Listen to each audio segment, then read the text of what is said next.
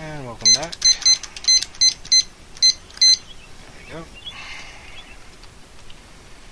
And let's look around the barn. Oh, there's some dirt. Ooh, hello.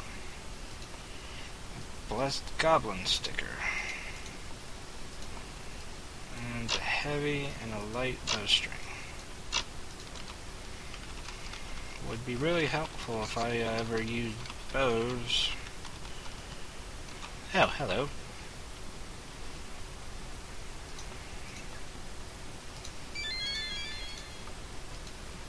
Yes.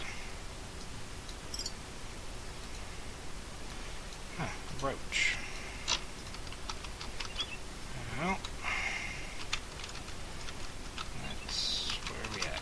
There's the barn. And the house is right here. Larissa greeted them with a warm smile. Come in, she said. Have you solved my problem yet? James nodded.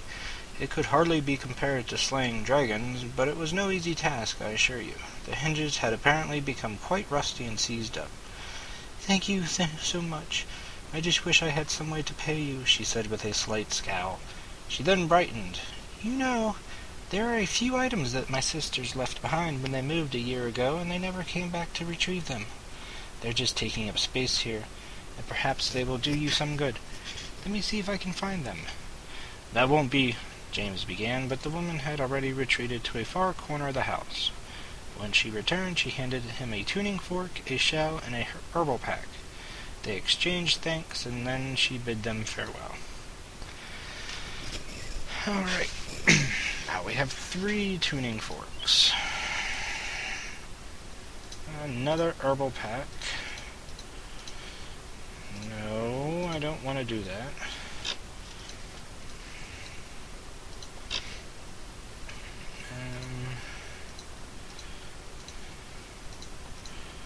Oh, we got so much stuff we need to sell.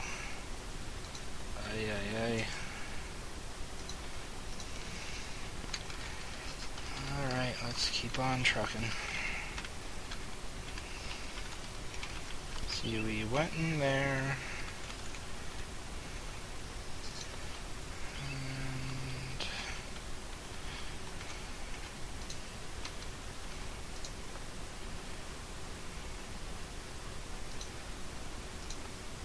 let's wait till morning.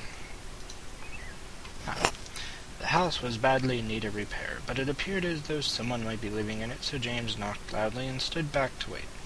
A female voice called out to them from inside. Who is it? Official kingdom business. We need to speak with you, James said firmly. The door opened slowly, and on a woman who seemed surprised and dismayed to see them standing before her. Please, kind sirs, we didn't mean no harm. The house was abandoned when we found it. Her torn dress fluttered in a small breeze, just as her voice fluttered in her nervousness. Gorath sensed perhaps, that she was with child. That's not why we've come. What can you tell us of this area? Anything out of the ordinary? No, sirs. There ain't been much. Wait a minute. A detachment from High Castle camped out just south of here, and I think they left behind a couple boxes. Didn't look in 'em, though. James told the woman to stay in the house as long as she and her husband needed to stay there. I don't think the owner has any plans to come back here. Goodbye. Alright. There's some chests down here. We're going to leave them for now, because I barely have enough room to carry everything I want. The house, let's see.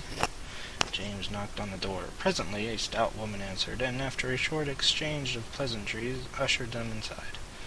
My husband is in the other room working on a new pair of shoes. I'll tell him you are here. She disappeared behind a cloth curtain that apparently separated the living area of the house from the work area. The curtains parted again, and a smiling man entered the room. Why, yes, gentlemen. Have you come for a pair of shoes? Perhaps you'd like a pair for your lady friends, huh? I'm working on a new shoe design for the ladies of high fashion. He held up a pair of shoes that had a thin 2-inch heel. James frowned. Wouldn't it feel like you were walking downhill all day? The old man looked at James, then back at the shoe. "Ach, maybe you're right. In any case, I have some fine footwear here if you're interested. The elves call them weed walkers. You just put them on under your boots and somehow it muffles your sound. Are you interested?" Okay. Yay, free weed walkers. And I'm going to cut it off here even though it's short.